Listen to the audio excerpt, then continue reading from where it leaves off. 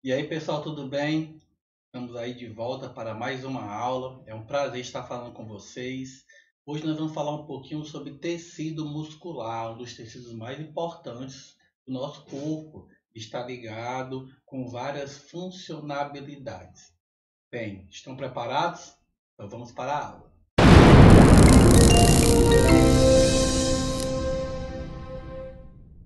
Então, basicamente, o tecido muscular ele é responsável pela movimentação do nosso corpo. Ítalo, movimentação? Exatamente. O tecido muscular ele vai estar ligado basicamente aos nossos ossos e às nossas cartilagens, promovendo assim a todos os indivíduos vertebrados uma movimentação articulada, ok? Então, desde os artrópodes, basicamente para frente, as articulações ligadas à musculatura, ela promove uma movimentação. E para os animais, como nos invertebrados, onde ela promovia a movimentação acima dos esqueletos hidráulicos. Isso é interessantíssimo. Esses animais não tinham esqueleto ósseo, mas eles promoviam esqueletos hidrostáticos com água, como nos platementos e anelídeos. E aí, a partir da movimentação, da contração muscular, os animais conseguiam se movimentar. Então, nós temos aí a função básica do tecido muscular, a movimentação, mas também temos algumas particularidades, como, por exemplo, o tecido muscular cardíaco, que forma um coração que é responsável pela distribuição de sangue do nosso corpo e oxigênio, e nós também temos aí os tecidos lisos, que são de contração involuntária, que tem N função no nosso corpo. Vamos falar um pouquinho sobre eles. Antes de nós nos prendermos a esses tipos de tecidos, vamos analisar basicamente o que é um tecido muscular. Então eu vou pegar como exemplo o tecido muscular estriado esquelético, a famosa carne. Então aí na figura você vê uma pecinha de músculo, tá? E eu acho que o mais interessante nessa peça é essa cobertura, que é o sarcoplasma. Se um dia você já foi comprar uma peça de carne ou viu alguém tratando uma peça de carne, você já viu que uma peça de gado ela tem essa capazinha esbranquiçada que ela tem que ser retirada, porque ela atrapalha muito a mastigação. Essa pecinha, essa capa que tem acima da peça de carne, do músculo, nada mais é do que o sarcolema, certo? E dentro dele tem um sarcoplasma, que é uma reserva de cálcio. Lá futuramente a gente vai comentar qual é a função básica desse cálcio. Mas para músculos grandes eu tenho que ter essa reserva de cálcio, é essencial, tá? Eu tenho que ter. Abaixo do sarcolema eu tenho os miômeros, que são peças musculares. E dentro dos miômeros eu tenho as miofibrilas, que são basicamente vários feixes de fibras musculares unidos, formando peças maiores, que estão ligadas à contração muscular. Tá? Essas miofibrilas elas são ligadas basicamente a duas fibras chamadas actina e a miosina, que vai promover essa movimentação.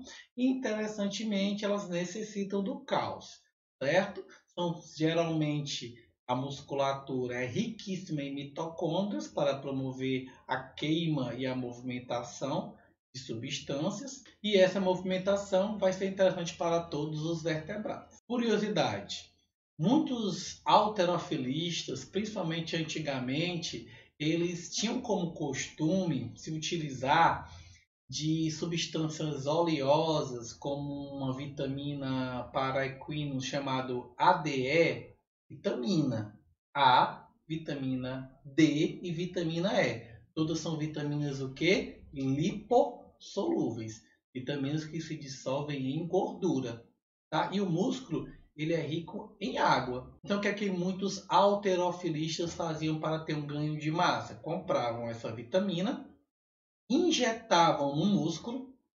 Como ela era uma vitamina gordurosa, ela abria os miômeros e ocupava o lugar. E esse músculo fazia o quê?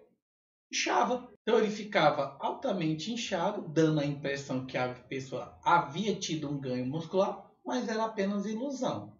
Tá? E aí se comentava, fulano usou bomba anabolizante para cavalo. Não, o que é que ele era? Uma vitamina que inchava, preenchia os espaços intracelulares entre as células musculares, tá? Ao passar do tempo, o corpo poderia estar absorvendo essas vitaminas depois de muito tempo, ia depender muito de cada pessoa, e aí o músculo diminuindo e eles reaplicavam. Perigo é esse sarcolema rasgar, porque aí essa substância iria para o meio fora do músculo, e aí geralmente causa infecção gravíssima, podendo até gerar amputação do membro. Hoje, para as pessoas mais ricas, não se usa ADE, e sim hidrogel, tá? Também perigoso. Nós temos aí como exemplo uma celebridade chamada Andrés Urach, que se utilizou desses métodos de hidrogel, posteriormente teve um rompimento de sarcolema e ela passou muito mal, quase perde as pernas, tá? Amputadas. Por quê? Por conta de infecção. Então não faça isso. Tome cuidado. Vamos falar um pouquinho dessa musculatura, né? Ok? Então nós temos aí o miômero, como eu já tinha comentado com vocês, né? Esse miômerozinho. E esse miômero vai ser formado pelos feixes musculares. Esses feixes musculares eles são formados pelas fibras, pelas miofibrilas, tá ok? Então essas miofibrilas era como se você tivesse tranças, né? Você vai ter um fio de fibra, essa fibra vai se formar outra fibra e aí você vai dando resistência e aí você vai formando miômeros, grupos musculares grandes, tá? Isso é muito importante para o músculo porque dá resistência à tração. Ok? Não vai ser um fiozinho desse que vai quebrar que vai impedir sua movimentação. Vai doer, mas não vai impedir sua movimentação. Então, basicamente, esses feixes musculares estão ligados ao teu sistema nervoso central. E esse sistema nervoso central, ele vai todo o tempo te passar impulsos nervosos. Esses impulsos nervosos, eles vão estar vindo lá do sistema nervoso central. Esse sistema nervoso central está ligado ao sistema nervoso autônomo, tá? Que vai estar ligado ali às fibras sensitivas. E aí você, ao perceber ou a necessidade da movimentação, ou você receber um comando, esses impulsos nervosos vão chegar até a musculatura e promover a contração muscular. Já no caso do coração, esses comandos são rítmicos. Por isso você tem um ritmo cardíaco. Uma pessoa em repouso, ela recebe de 50 a 70 ritmos cardíacos por minuto. Uma pessoa que está fazendo uma atividade pode receber 100, 120, 150, até 200 ritmos cardíacos por minuto. É interessante. Você vai sair lá do seu sistema nervoso central a partir de um comando de um nervo chamado nó sinoatrial, e esse nó sinoatrial vai até o teu aurículo direito, ou átrio direito. E ele vai ficar dando impulsos, choques constantes. Se esses choques constantes saem de um ritmo, eles têm picos diferentes, você vai ter uma disarritmia cardíaca. Pode ser fatal, você tem que tratar. Então, quando você tem aqueles ecocardiogramas, você vê os batimentos rítmicos do coração. O médico olha, o ritmo está ok, e aí você pode fazer N tipo de exame para detectar problemas do coração. Esses impulsos nervosos vão chegar até a tua musculatura, até teus feixes de actina e miosina. Esses feixes estão interligados um ao outro e eles recebem uma grande descarga elétrica. Mas olha que coisa interessante, essa descarga elétrica ela só vai funcionar se eu tiver um mineral dentro do processo. Esse mineral é o cálcio. Esse cálcio é essencial para a contração muscular que nós vamos já comentar sobre isso. Vamos falar um pouco dos 3 tipos de tecido muscular, tá? Então eu tenho basicamente 3 tipos. Eu tenho um tecido muscular esquelético estriado ou estriado esquelético, tá? esquelético, que está ligado aos ossos e cartilagem, estriado porque você consegue ver claramente vários tipos de feixes bem claros, né? Então você pode pegar aí a famosa carne do dia a dia, carne de gato, carne de porco, carne de frango, carne de peixe.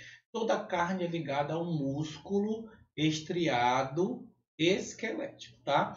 Então ele é de contração voluntária, como a gente acabou de ver. Você precisa receber o impulso para a movimentação desse músculo. Ele é formado por inúmeras células nucleadas, tá? Então você tem um conjunto multinucleado e ele é formado por miofibrilas, rica em uma substância chamada mioglobina, que é um sangue específico daquele local que leva grandes quantidades de oxigênio para as mitocôndrias musculares e a queima de energia. Eu tenho aí o tecido muscular esquelético cardíaco. Ele é um tecido próprio que forma o seu coração. Ele é específico. Ele é de contração involuntária, já comentei há pouco, né? Nele está ligado o nó sinoatrial, que vai dar impulsos rítmicos. Se eu tenho um problema nesse nó, eu vou implantar no meu coração o que eu chamo de marca-passo, é ele que vai dar o ritmo do coração. Ele é de contração involuntária, você não tem que estar se preocupando na contração do coração, ele vai estar recebendo esses impulsos constantemente. Ele é formado por estrias transversais, tá? Então, quando você vê o coração, você vê que ele é estriado, mas não tão estriado como um músculo esquelético. Ele não possui uma quantidade de miofibrilas como o tecido esquelético, tá? Mas ele tem grande quantidade de mitocôndrias. E essas mitocôndrias, com a quantidade excessiva de núcleos, formam um sincígio, que é um conjunto que muitas vezes atrapalha a observação dos núcleos celulares. E a mulher tem muito mais mitocôndria do que o homem, explicando assim o menor índice de infarto nas mulheres do que no homem. Não disse que mulher não infarta, eu falei que ela tem um índice menor, comparado a uma mesma situação de um homem. Sedentário e sedentário, atleta, atleta. Não vamos comparar um homem atleta e uma mulher sedentária, ok? Nesse caso, o que vai acontecer? Por que a mulher tem mais mitocôndria? Porque a mulher vai passar por um processo gestacional que vai exigir muito mais do coração. Então, o coração da mulher ela vai ser preparada para um processo de estresse muito maior que a gestação. Então, ela tem uma quantidade de mitocôndrias enorme, exatamente para superar esse processo de estresse extremo. E por último, eu tenho o tecido muscular liso. Esse tecido muscular liso ele é vulgarmente conhecido como as vísceras, tá? Fígado, intestino delgado, intestino grosso, pâncreas, baço. Então, esses tecidos são formados por tecidos musculares lisos. Por que ele é liso? Porque ele não tem estria. Você não vê a formação de estrias como no cardíaco transversal, nem como no estriado esquelético, que são paralelas. Mas olha que coisa interessante. Ele também é um músculo de movimentação involuntária, tá? Você não escolhe. Exemplo, os movimentos peristálticos, tá? No momento do parto, o útero, que é um músculo liso, ele vai se contrair para poder gerar a força necessária para o parto normal. Como outra curiosidade, eles são mononucleados, então você não vê formação de estrias claras. E aí vamos trabalhar a partir de agora a contração muscular. Essa contração muscular ela está vista aí na figura ligada a duas fibras que são a actina e a miosina. Essas fibras vão deslizar uma na outra para promover a contração muscular. Então, a partir do momento dessa contração muscular, você pode observar aí que eu tenho dois grupos de fibras. Eu tenho uma actina e eu tenho a miosina. Tá? Esses grupos de fibras eles estão no modo de repouso, eles sempre vão estar encurtados. E para que eu possa movimentá-los, tem que haver gasto de energia. E aí nós temos dentro da musculatura um produto chamado creatina fosfato. Ítalo, já ouvi esse nome. Não é aquele produto que a gente toma, Ítalo, nas academias para ter energia? Você toma em academia, mas a função dele não é dar energia momentaneamente, tá? Quem deve dar energia momentaneamente nesse processo é a cafeína. A creatina ela é uma reserva de energia.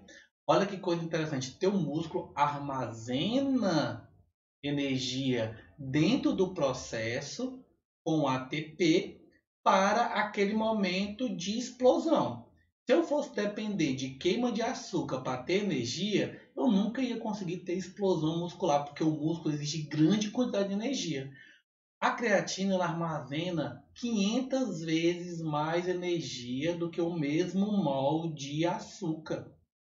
Então ela é uma fonte fantástica de reserva de energia. A partir do momento que eu necessito de movimentação, eu vou associar a creatina com o cálcio, queimar o processo, o cálcio vai dar íon para o processo, eu vou ter a dissolução da molécula e eu vou liberar energia para as contrações musculares. Nós podemos ver isso no... Então, para que você tenha essa contração, você precisa ter a movimentação da miosina. Essa miosina ela vai puxar a actina para que haja a contração e o relaxamento. Mas para que isso aconteça, eu tenho que ter queima de energia. E a fonte é a creatina fosfato.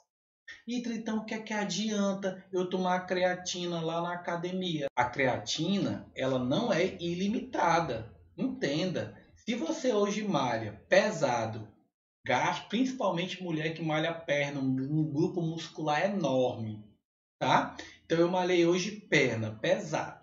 Gastei uma grande quantidade de creatina fosfato. Malhei hoje 8 horas da noite, tá? Amanhã eu resolvi malhar 3 horas da tarde. O mesmo grupo muscular. Eu vou estar fadigado, eu vou estar sem energia. Por quê? Porque eu não consegui repor a minha carga de creatina, porque eu me alimentei mal, porque eu não me suplementei, tá? E de manhã eu comi pouca proteína, na hora do almoço eu comi uma carne pobre em creatina. Como é que eu vou me sentir no outro dia para malhar se eu preciso de um Bloom energético? Fadigado, cansado, ok? Por que a necessidade de suplementar? Mas sempre procure orientação de um nutricionista. Eu tenho uma carga muito grande de exercício, gastei uma grande quantidade de proteína, creatina, e eu suplemento como pré ou pós-treino, claramente eu acabei de fornecer a quantidade de creatina que eu preciso para o treino de amanhã. Amanhã, quando eu for treinar pernas 3 horas da tarde, eu não vou estar fatigado do jeito que eu deveria estar, mesmo eu tendo treinado pesado um dia anteriormente, porque eu consegui absorver a quantidade de creatina que eu precisava.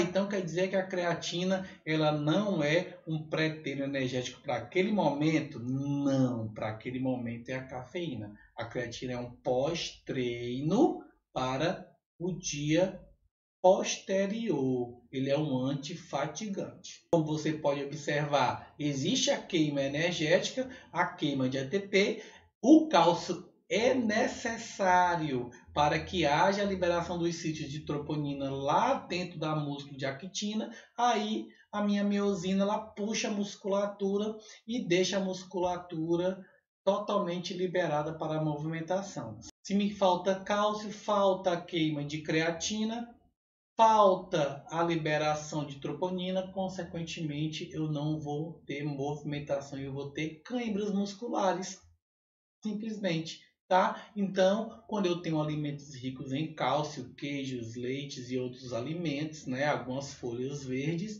eu estou garantindo aí uma boa movimentação. A partir do momento que eu tenho um sítio de troponina liberado, eu consigo fazer a minha movimentação muscular e aí isso explica por que muitos atletas de alto rendimento, eles fazem uma suplementação de cálcio e de creatina pré-treino, né? A partir do momento que essas contrações musculares, a partir do momento que essas sinapses musculares são liberadas, eu promovo uma melhor movimentação muscular. Aí, para fechar a aula de hoje, nós vamos falar um pouquinho de dois tipos de músculo, né? No caso aí o músculo estriado esquelético do tipo 1 e do tipo 2. Qual é a diferença básica entre eles, tá? É a quantidade de mitocôndrias e mioglobinas dentro dessa musculatura. Ítalo, mas músculo esquelético estriado não é tudo igual? Não, tá? Dependendo do tipo de atividade física que você faz, você desenvolve um tipo diferente de musculatura. Se eu sou um atleta de aeróbico, de grandes quantidades de queima de energia, de corridas de 40 quilômetros, 15 quilômetros, 10 quilômetros, de exercícios do qual exige uma grande queima energética por longos períodos, eu vou ter a musculatura do tipo 1, rica em mitocôndrias, certo? Consequentemente, muita mitocôndria, muita queima de açúcar, muita fabricação de energia por longos períodos, tá? Meu músculo é mais vermelho porque vai ter mais mioglobina que leva oxigênio. Se eu sou um atleta de exercícios anaeróbicos, tá? Aqueles exercícios curtos, explosivos, como por exemplo 100 metros rasos, eu não vou precisar de muita mitocôndria, de muita mioglobina, não vou necessitar de queima de oxigênio, porque esse meu oxigênio ele vai ser desnecessário, já que eu vou ter explosão muscular, não resistência, e aí o meu músculo vai ser mais esbranquiçado. Então, musculatura do tipo 1 ligada a exercícios longos e duradouros. Musculatura do tipo 2 ligado a exercícios rápidos e explosivos. Então, pessoal, foi um prazer estar com vocês em mais uma aula. Vamos continuar trabalhando esse assunto lá no Google Classroom. Eu espero que vocês tenham tirado o máximo proveito dessa aula. Foi um prazer estar com vocês. E obrigado e até a próxima.